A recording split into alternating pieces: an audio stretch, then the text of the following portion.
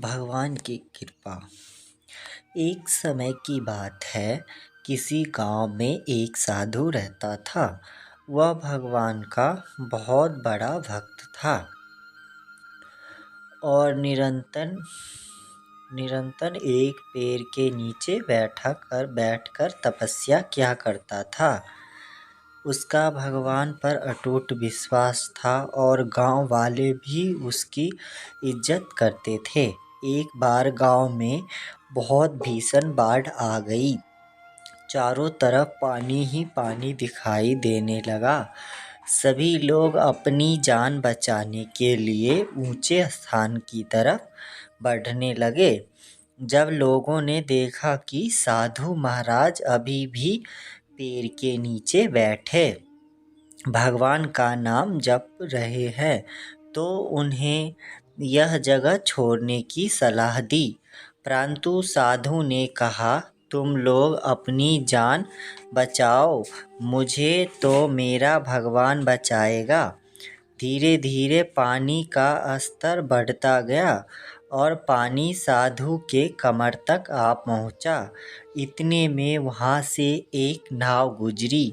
मल्लाह ने कहा, हे साधु महाराज, आप इस नाव पर सवार हो जाइए, मैं आपको सुरक्षित स्थान तक पहुंचा दूंगा।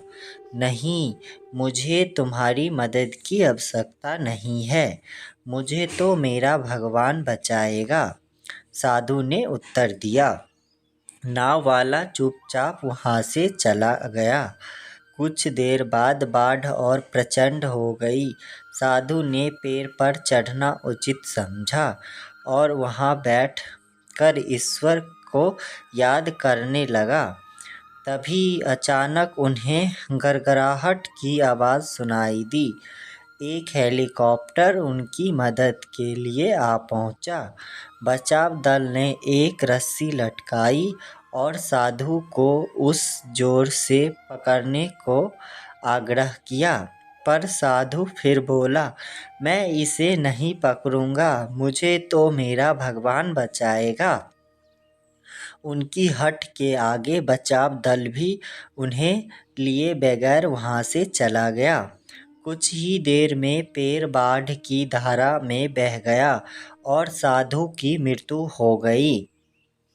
मरने के बाद साधु महाराज स्वर्ग पहुँचे और भगवान से बोले, हे प्रभु, मैंने तुम्हारी पूरी लगन के साथ आराधना की, तपस्या की, पर जब मैं पानी में डूबकर मर रहा था, तब तुम मुझे बचाने नहीं आए।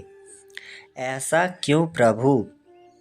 भगवान बोले, हे महात्मन, मैं तुम्हारी रक्षा करने एक नहीं बल्कि 3 बार आया। पहला ग्रामीणों के रूप में, दूसरा नाव वाले के रूप में और तीसरा हेलीकॉप्टर बचाव दल के रूप में।